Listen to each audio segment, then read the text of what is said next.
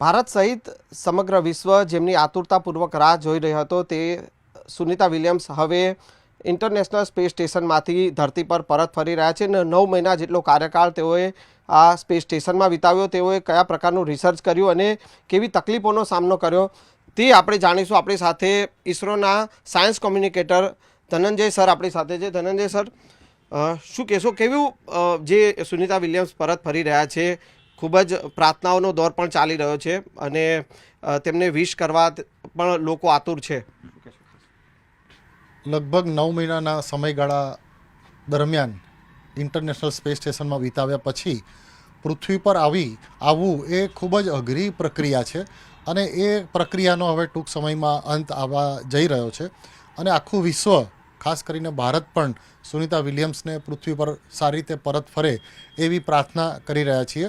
અને ટેકનોલોજી આપણી પાસે એટલી સક્ષમ છે પૃથ્વીવાસીઓ પાસે કે એ બિલકુલ સારી રીતે પૃથ્વી ઉપર પાછા ફરશે.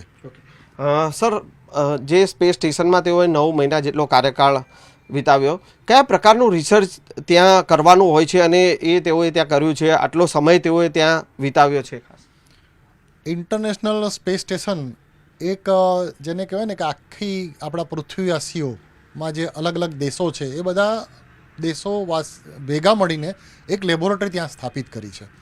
એમાં માત્ર અમેરિકાના નહીં પણ વિશ્વના અન્ય દેશોના વૈજ્ઞાનિકો પણ ત્યાં આવજા કરે છે અને ત્યાં ટૂંકા ગાળાના અને લાંબા ગાળાના ઘણા બધા પ્રયોગોની હારમાળા ચાલે છે.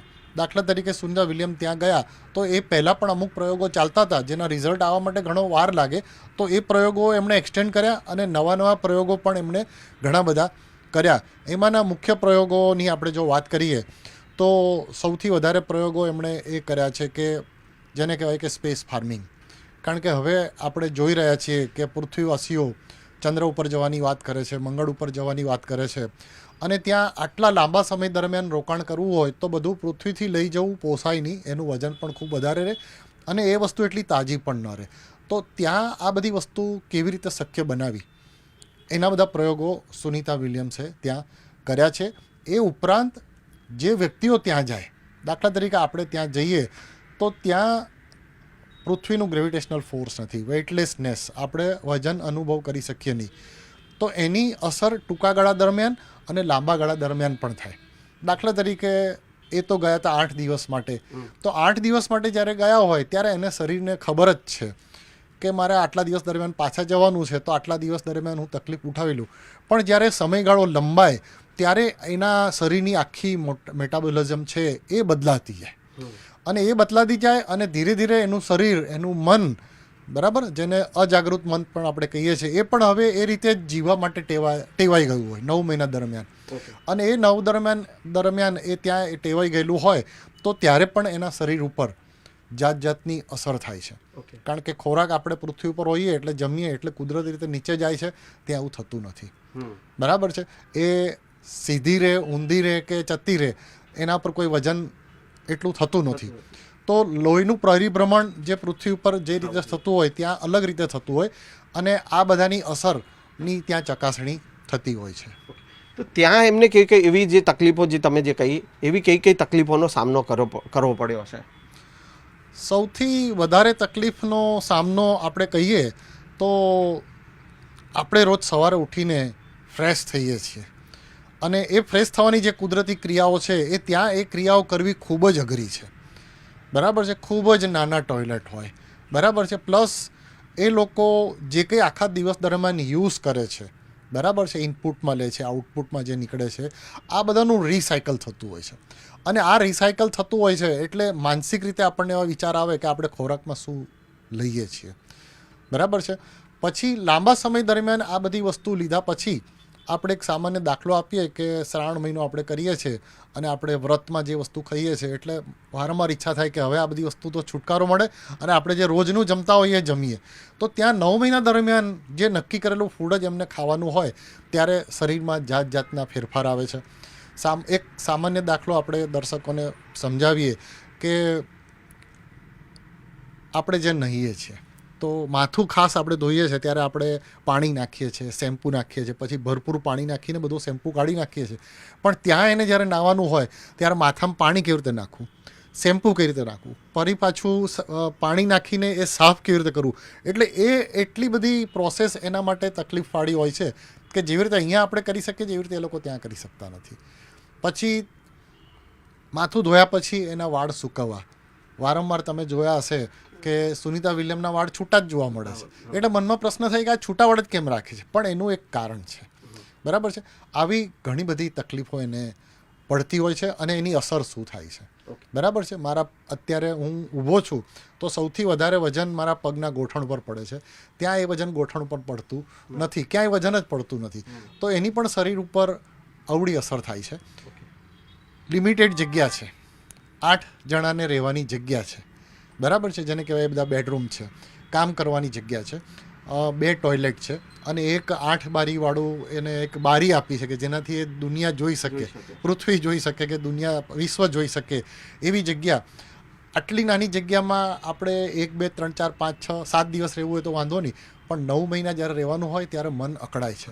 એ મનને શાંત રાખવા માટે ત્યાં પૃથ્વી જેવા જ, જેમ કે બગીચામાં જે પશુ પક્ષીઓનો અવાજ આવે એવા કુદરતી રીતે અવાજ ઉત્પન્ન કરવા પડે છે. આવી જાત જાતની પ્રક્રિયા ત્યાં કરવી પડે છે. પૃથ્વી સાથે એના જે રિલેટિવ્સ છે, એના જે ફ્રેન્ડ છે, બરાબર છે, એમના જે સ્ટાફના મિત્રો છે, એ લોકો સાથે પણ એને સતત સંપર્કમાં રાખે છે કે જેના કારણે એને અકળામણ અનુભવ નહીં, એ ફ્રેશ રહે. સાહેબ, 8 દિવસમાં એમને પરત ફરવાનું હતું, પરંતુ ટેકનિકલ ખામીના કારણે તેઓએ 9 મહિના જેટલો સમય તેઓએ ત્યાં રહેવું પડ્યું. હવે જ્યારે સ્પેસ શટલ જે છે એ ફરી પૃથ્વીના વાતાવરણમાં પરત ફરશે એમને લઈને, ત્યારે કઈ રીતનું સ્થિતિ સર્જાતી હોય છે? ખાસ સૌથી પહેલી પરિસ્થિતિ જે સર્જાવાની છે એ જ્યારે એમનું જે સ્પેસ શટલ છે એ પૃથ્વીના વાતાવરણમાં યોગ્ય રીતે પ્રવેશે. કારણ કે અત્યારે પૃથ્વીના વાતાવરણની બહાર છે અને પૃથ્વીના વાતાવરણમાં જ્યારે કે પ્રવેશીએ તો ઘણી વખત આપણે સાદી ભાષામાં સમજીએ કે એક તળાવની અંદર આપણે એક ઠીકરું ફેંકીએ અને ઠીકરાને યોગ્ય એંગલે ફેંકીએ તો એની સપાટી ઉપરથી ઉછળીને પાછું 2-3 વાર ઉછળીને બહાર જાય છે.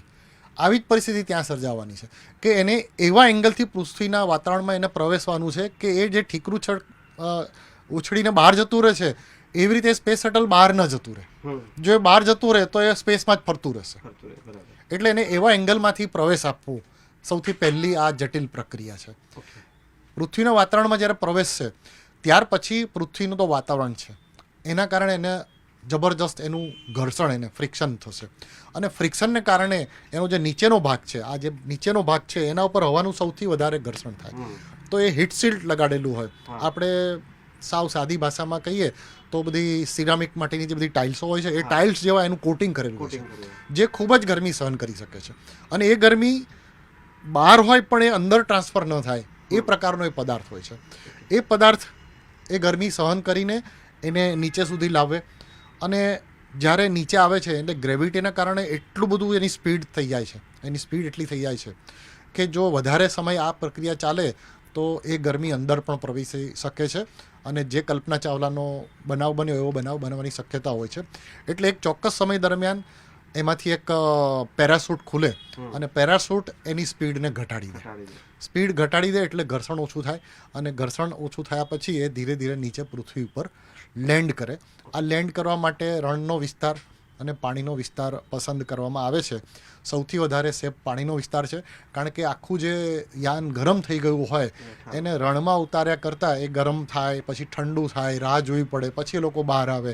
એના કરતાં જો પાણીમાં એનું લેન્ડ કરવામાં આવે તો પાણીમાં તો કુદરતી રીતે ઝડપથી એ ઠરી જાય છે અને એની જે અથડામણ થાય છે એ પણ પાણીના કારણે એ એબ્સોર્બ કરી લે છે. તો આવી બધી શક્યતાઓ છે. ભારતીય સમય પ્રમાણે ક્યારે એમનું જે છે સ્પેસ શટલ લેન્ડ થશે, ધરતી પર લેન્ડ થશે, એ વિગત જાણીએ. મોટા ભાગે એ સમય રાતનો અથવા સવારનો પસંદ કરવામાં આવે છે, કારણ કે આખો દિવસ દરમિયાન ધરતી સૂર્યપ્રકાશને કારણે ગરમ થઈ ગઈ હોય અને એ ગરમી પણ અસર કરે. એના બદલે રાતે અને મોડી રાતે, કારણ કે આખી રાતની જે ઠંડક છે તો સવારે મેક્સિમમ હોય છે, તો એવા સમયે જો લેન્ડ કરવામાં આવે તો એ કુદરતી ઠંડક પણ એને મદદરૂપ થાય અને ફ્રિક્શનમાં જે ગરમી ઉત્પન્ન થવાની પ્રક્રિયા પણ ઓછી થાય, એટલે એ સમય નક્કી કરવામાં આવે છે. સર છેલ્લો સવાલ કે જ્યારે સુનિતા વિલિયમ ધરતી પર લેન્ડ થશે એમણે કયા પ્રકારની એક્સરસાઇઝ કરવી પડશે, કારણ કે ત્યાં આપે જે કહ્યું કે ઝીરો ગ્રેવિટેશનલ ફોર્સ હોય એના કારણે એમના શરીર ઉપર જે અસરો થઈ હોય, તો એવો અહીંયા કઈ રીતની એક્સરસાઇઝ ને કેટલો સમય એમણે એ મેડિકલ ટ્રીટમેન્ટ ને એ બધું લેવું પડશે? સૌથી પહેલાં તો પહેલી એક્સરસાઇઝ છે આરામ.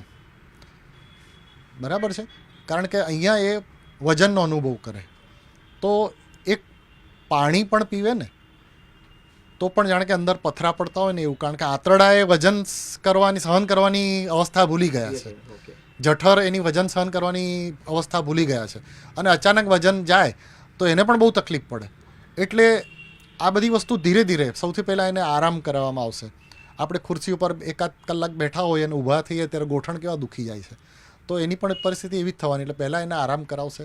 ધીરે ધીરે એનું શરીર ખોરાકની દ્રષ્ટિએ, રહેવાની દ્રષ્ટિએ, માનસિક દ્રષ્ટિએ પૃથ્વીના વાતાવરણને એ અનુકૂળ થશે અને પછી ધીરે ધીરે બધી એને એક્સરસાઇઝ કરાવવામાં આવશે. હળવું એને ચાલવાનું, હળવી વાતચીત કરવાની, હળવું જમવાનું, એમ કરીને એ નોર્મલ થતાં એને ઘણો બધો સમય લાગશે. Thank you sir.